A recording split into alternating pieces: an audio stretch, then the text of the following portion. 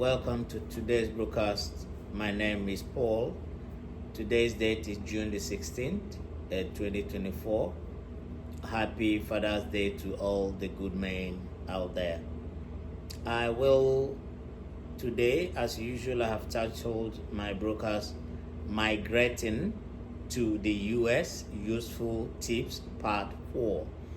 I will very briefly discuss some of the fallacies that people talk about or always come up when issues of non-immigrant visas are being talked about, or when prospective applicants want to make some applications.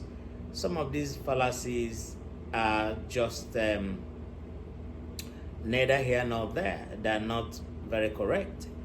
First of such will be the issue that 18-year-olds are not given visas. That is not entirely correct.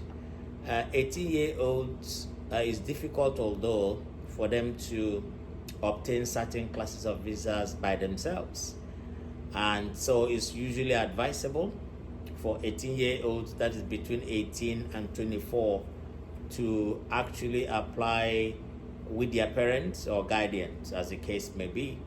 But it's also very advisable for them to apply to the US for non-immigrant visas using the F1 visa route, that is student visas, because most and oftentimes the visa officers will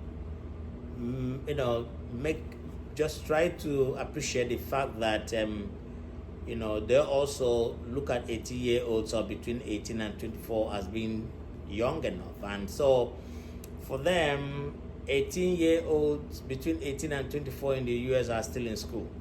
If they're not in college, maybe university, they could be in some form of vocational training, maybe sports, or if they want to become musicians or artists or something. And so it will be very difficult for an 18-year-old to prove that they have made a certain amount of money in order to finance their trip. So the safe route for 18-year-olds would be the student visa route, that is F1 visas. But it's also good to note that if they are applying with their parents or guardians for other classifications like B1 or B2, the normal visiting visas, they can also get, supposing that they want to come to the US for a family event, and so the presence of the parents there or guardians will shield them off from further scrutiny or something like that. But the best route is the student visa route.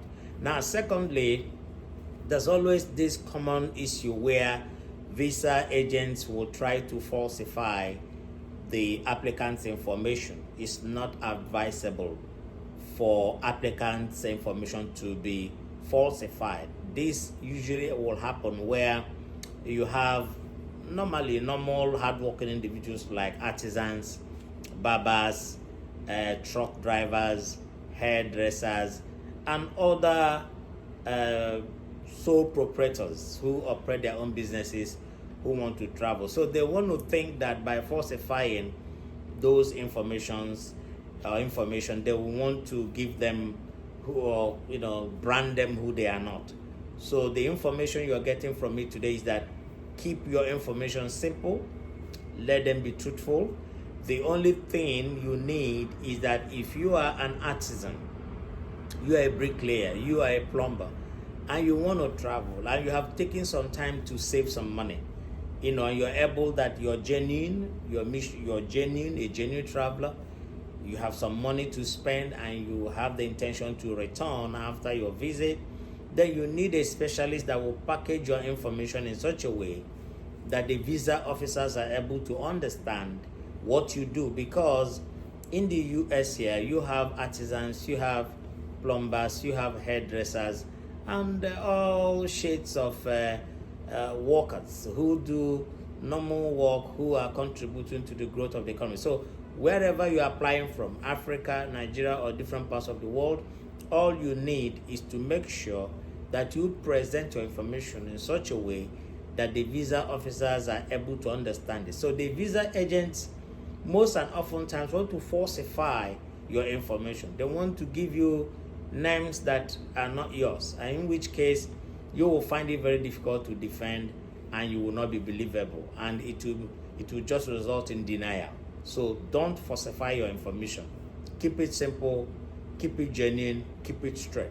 But you need an expert that is able to, package your information in such a way that it makes sense to the visa officers. Again, I want to quickly add that during your visa interviews, you don't need to speak in English. You don't need to, speak in a foreign dialect, because the American style of English is a bit different.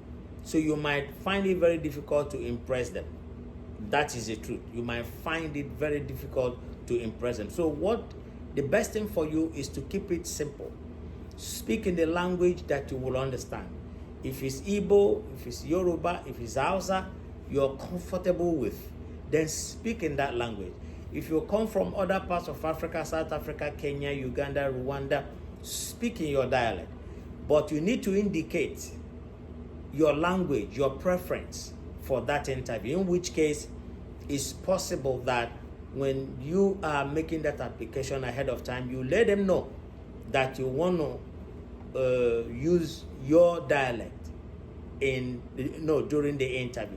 And so they will make the necessary arrangements and to make sure that you speak in that language that makes you comfortable. And the benefit is that you're able to communicate better. You're able to convey your information better. And you stand a better chance of being issued a visa. Because in the US here, you have people who don't speak English. You can't believe it, but that's correct. You have Spanish speakers. Sometimes you hear them say, oh, no English. You have Russian speakers. They tell you, oh, no English. You have different nationalities from different parts of the world. Their first language is not English. So you don't need to force yourself to speak English, all right? Speak in your dialect and you will make a lot of sense and you get the visa sorted out. Now again, I want to also talk about the issue where visa agents will try to rip you apart by taking money from you, telling you they're able to bring nearer your interview. That's a lie. Now, the visa processing times are different according to where you're applying from. If you're applying from Nigeria, presently it takes like 1 year.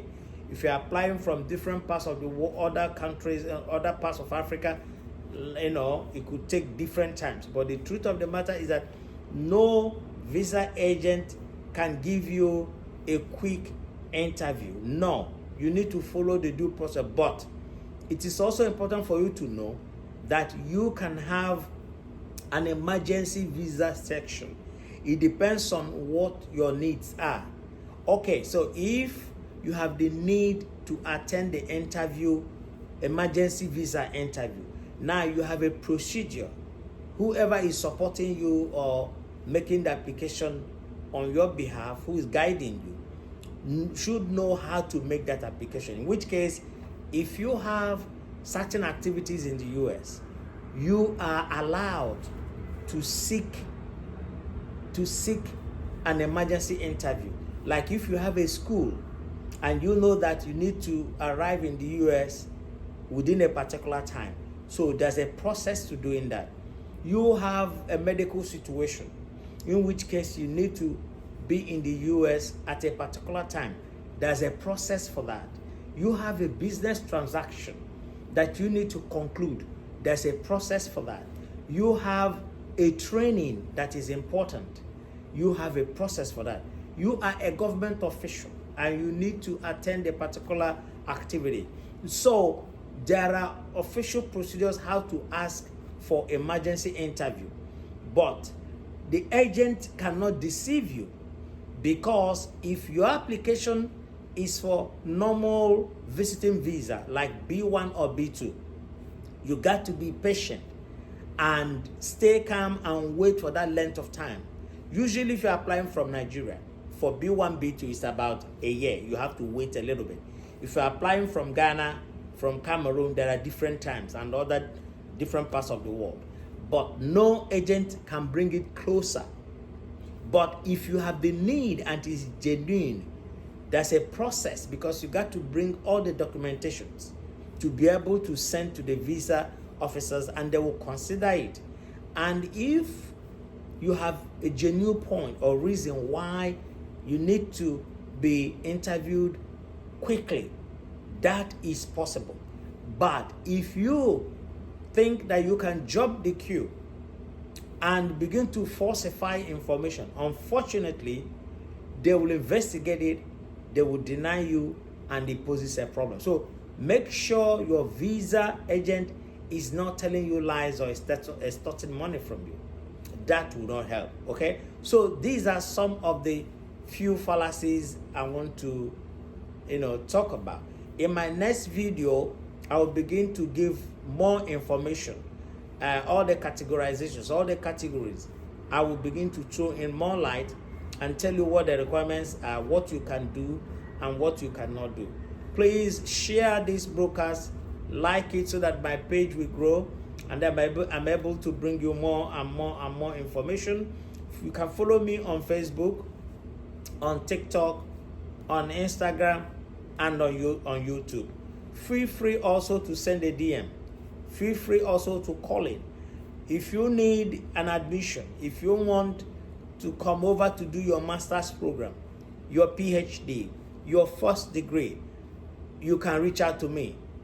I will do it for you at a very cheap cost. I have done it severally, and it is a wonderful thing, okay? So I'm able to support you, I'm able to guide you through. And so let me just put down your comments, put down your questions, reach out, and follow me on Facebook, like I said initially. Follow me on YouTube, follow me on Instagram, and follow me on TikTok. Thank you. Until I come your way again, I remain your very good friend, Paul. Thank you, and bye for watching.